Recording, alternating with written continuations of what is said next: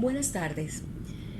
He querido a través de la cercanía con el profesor Guillermo Araque establecer una temática que en lo particular estamos viviendo en el país chileno, y es justamente el restablecimiento de un pacto social o la conformación de un pacto social que origine en la elaboración o conformación de una nueva constitución política.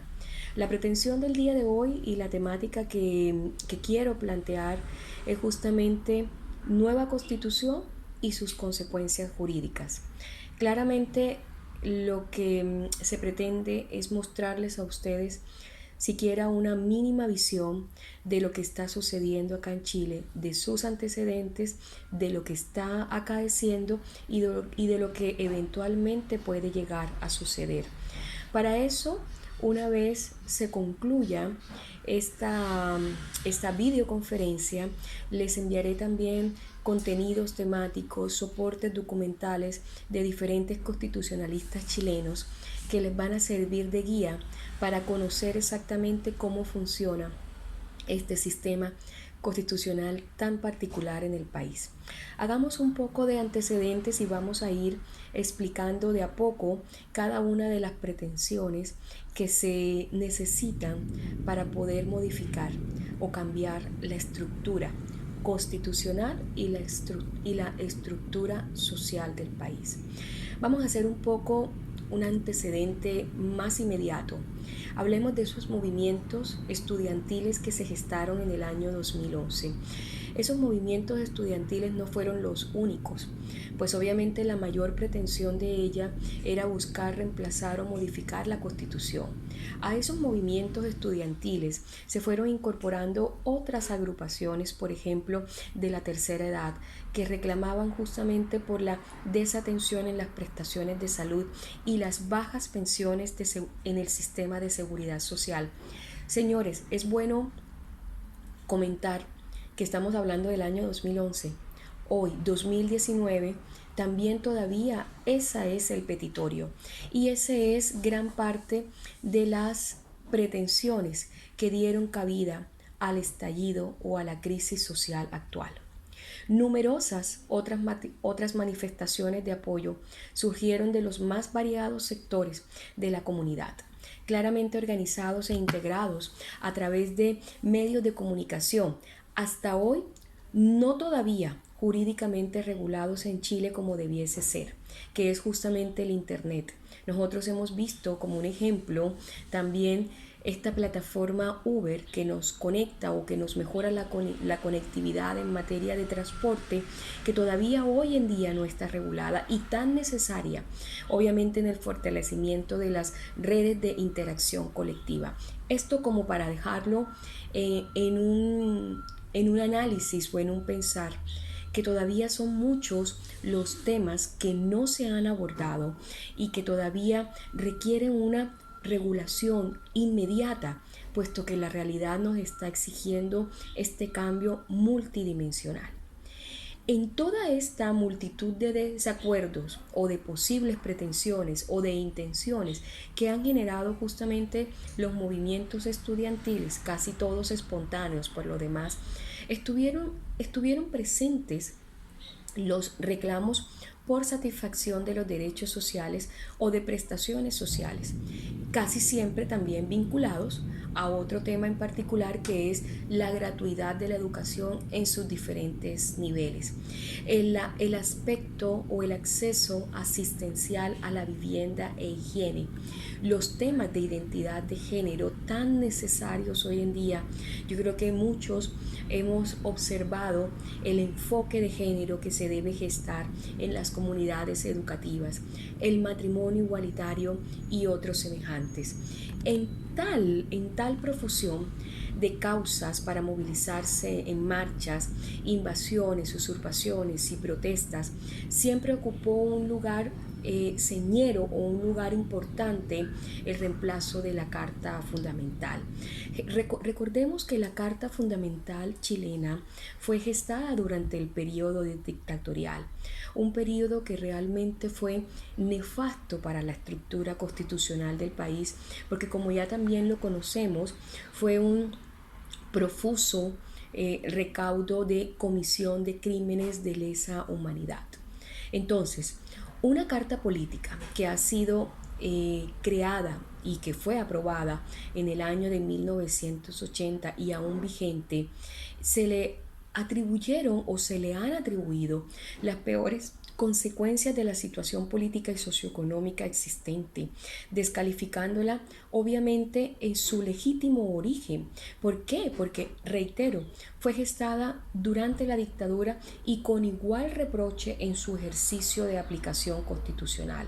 Los acuerdos forjados a partir de fines de octubre en el año de 1988 entre el régimen militar y la oposición democrática, claves para el inicio, desarrollo y desenlaces exitosos de los gobiernos de concertación de partidos por la democracia, fueron desestimados por evidenciar más bien una claudicación de las fuerzas republicanas en beneficio de un militarismo que, ya siendo decadente para el año de 1988, se refugiaba en los enclaves autoritarios articulados en la Carta Magna. Me explico mejor. Claramente podemos hacer remembranza a lo que ha sido la actual carta política denominada cerrojos y metacerrojos, como bien lo decía el maestro Fernando Atria. Entonces, la necesidad de una reestructuración de la carta política es más que imperante y, reitero, vamos a ir decantando la causa principal del estallido o de la crisis social actual, puesto que la necesidad, reitero, imperiosa de una nueva Carta Magna es evidente.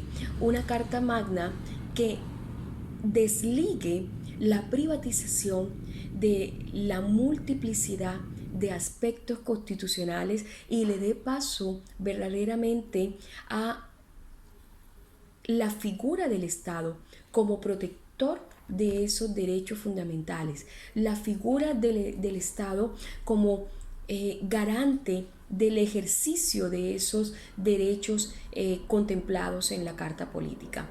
Entonces, en Chile tenemos una suerte de partidos políticos que están encaminados justamente a la extrema derecha, a la extrema izquierda, a la centro derecha, a la centro izquierda. Entonces, lo que se pretende, obviamente, y lo que se pretendió en este momento es establecer o buscar la manera de la conformación de una asamblea constituyente que lleve a cabo tal misión, cual sea la de elaborar una nueva carta política.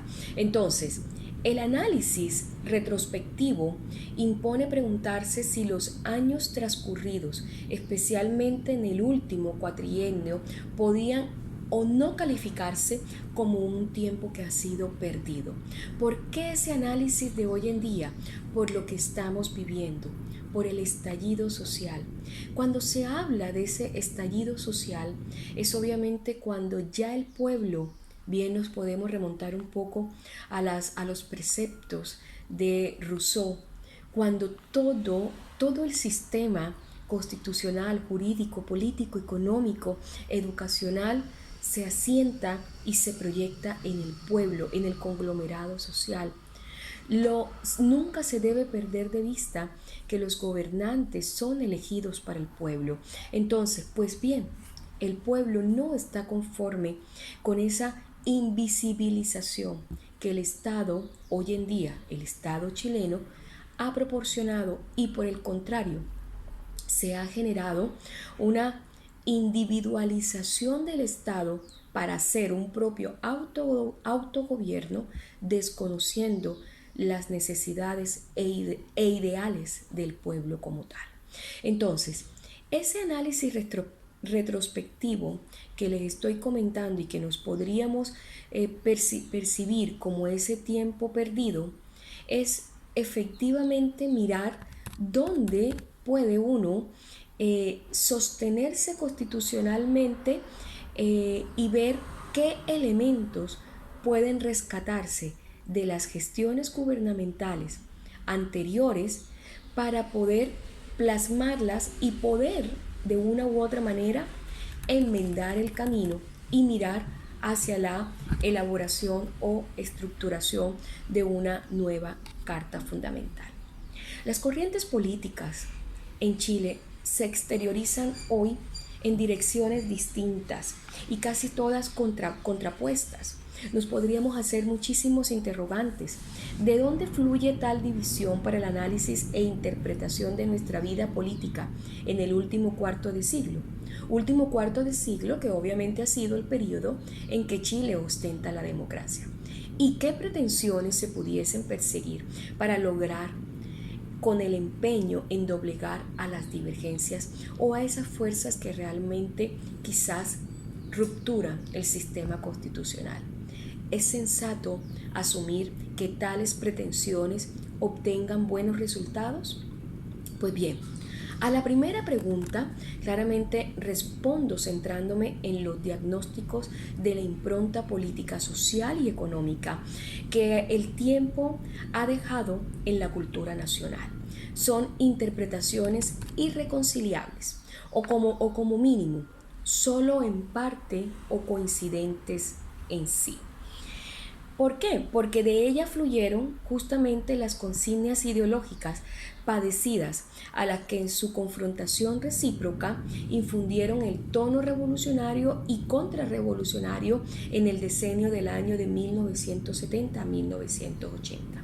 Así se descalificó el modelo del mercado por ser un sinónimo de lucro, catalizador de las desigualdades mayores a las ya intolerables justamente para la época en que ostentaba la presidencia o que ostentaba la administración de gobierno el presidente Salvador Allende, que se decía que era insensible a la materialización de los derechos sociales y configurativo de un Estado abstencionista ante las reivindicaciones de una nueva y más amplia clase media. De ahí la gesta del golpe de Estado.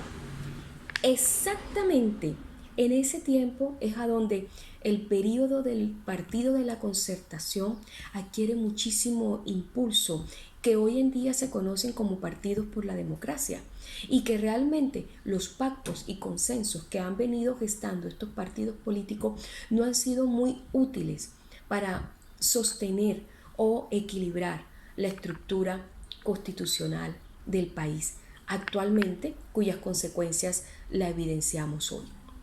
Entonces, ¿cuál es en rasgos generales el legado de esos años, particularmente de ese decenio? Aunque se pueda argumentar con razones, prefiero restringirme más bien a estadísticas. Ellas son categóricas en proyectar un balance positivo, y ese balance positivo lo vemos justamente en el establecimiento de esta economía con un modelo neoliberal, pero un modelo neoliberal que ha satisfecho más a los entes privados, a las grandes multinacionales, y que por el contrario han desestimado o han colocado contra la pared a esa clase media. Entonces, claramente verdaderamente, ¿cuál ha sido el legado? Entonces, un legado basado en un principio de subsidiariedad claro, preciso, a donde la primacía de la iniciativa privada es crucial, a donde ya se ha consolidado justamente, y a donde en virtud de esa consolidación de la iniciativa privada tenemos hoy un gran tema en particular, y es la privatización del agua. Jóvenes, la explicación es muy clara. El agua es un bien público o es un bien de uso público que debe ser administrado por el Estado, no por los privados. Tal vez, exagerando, aunque no es mucho, se difundieron muchos ensayos y argumentos de lo felices que pueden ser hoy los chilenos. Y me incluyo, por supuesto, puesto que también, si estando radicada en el país, también hacemos parte de esa estadística. Pero a pesar de ello, el análisis viene aún más. Criticamos el sistema constitucional, jurídico, político, económico, educacional, en su implementación completa y en la práctica de alcance individual o familiar. La extrapolación de lo macro a lo micro, de lo social a lo de cada cual y los suyos, da lugar a una serie de críticas que llevan justamente a denostar el sistema como tal, pese a considerarse los chilenos sujetos o personas felices, pero desde el punto de vista más cercano. Éramos o somos partícipes de la llamada paradoja de Feno, y se decía que, entre otras razones, gozábamos o gozamos de bienestar, asumiendo que ese estatus de mayor consumo o ingreso más elevado y mejores oportunidades de trabajo, estudio y bienestar era algo como ya conquistado y que nunca lo perderíamos. Entonces, una y otra vez, incesantemente, se volvía a plantear la tesis que concentraba en la Constitución el origen y la entronización de los reparos al modelo en vigor. Todo comenzaba y finalizaba, por ende, en propugnar otro modelo o fortalecer el modelo neoliberal para que estuviera articulado en ese nuevo texto fundamental. La perspectiva siempre opuesta ha sido sostener que la Carta Política había sido cambiada todas las veces que se forjó el consenso exigido entre los diferentes partidos políticos. Y eso lo podemos evidenciar en la reforma constitucional del año 2005, resultando obviamente inexacta esa apreciación, puesto que se fortaleció el modelo de mercado y se fortalecieron los lazos republicanos. Entonces, para ese entonces era efectivo. Para hoy en día, a donde se propugna que las democracias de América Latina, solo América Latina, no nos vamos a entrometer con otras latitudes, nos exige que tengamos un fortalecimiento del estado de bienestar, un fortalecimiento de la representación, un fortalecimiento del estado social de derecho como tal. Entonces, ¿qué es lo que se está buscando hoy en día frente a este apremio y frente a todos los desmanes que se han surtido o que se han realizado en las diferentes regiones y particularmente en la región metropolitana?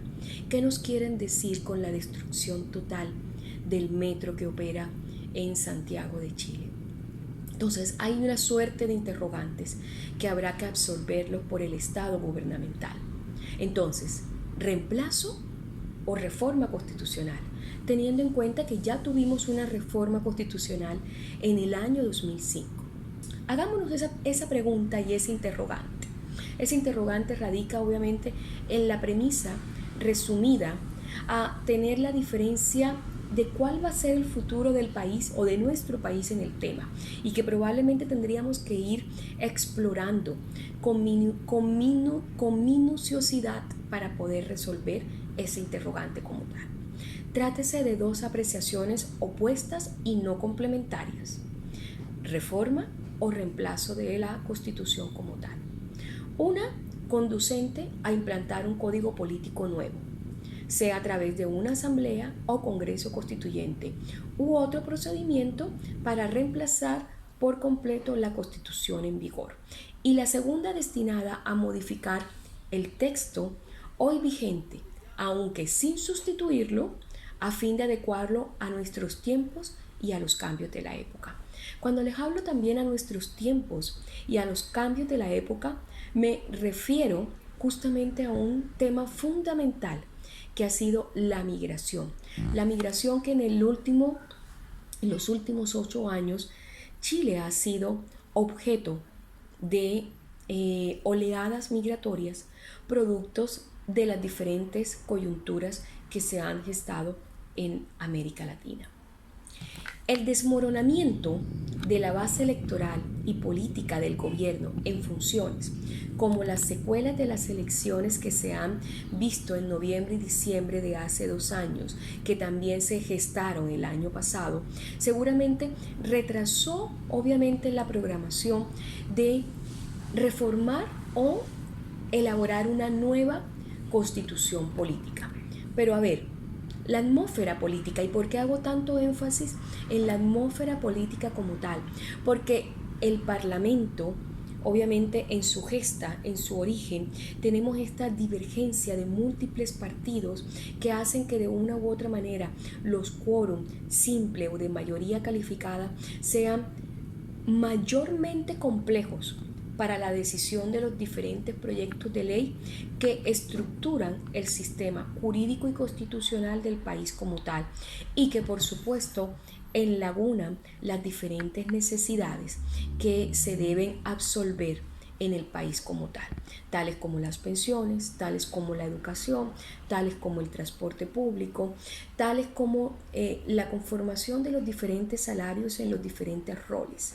Entonces, eso claramente hace que se dé esta multiplicidad de existencia de partidos políticos, complique la existencia de las diferentes necesidades o satisfacción de necesidades en el país. Otro apremio que también observamos en nuestra Carta Política es los escasos mecanismos a nivel constitucional que consigna el plexo normativo superior para poder satisfacer el cumplimiento o el respeto de los derechos fundamentales de los chilenos. Conversábamos en un tiempo atrás con el profesor Guillermo Araque y decíamos que solo tenemos un recurso de protección y un recurso de amparo constitucional para proteger estos derechos fundamentales, en particular el último cuando se ha transgredido o cuando se ha violentado la libertad física. Entonces, la invitación es muy clara a que sí o sí tiene que elaborarse una nueva carta política enmarcada en esta realidad, en estas necesidades actuales, en la demanda que exige el pueblo, en la satisfacción de un equilibrio puesto para el país y en el gran desafío o challenger, si me permiten el término, que tiene que tener el Estado, el gobierno, en poder leer, en poder evidenciar, en poder visibilizar esas necesidades, y que claramente no está dispuesto el pueblo, obviamente, a seguir tolerando y a seguir asumiendo en un estado de conformismo a donde la balanza se encuentra totalmente desequilibrada.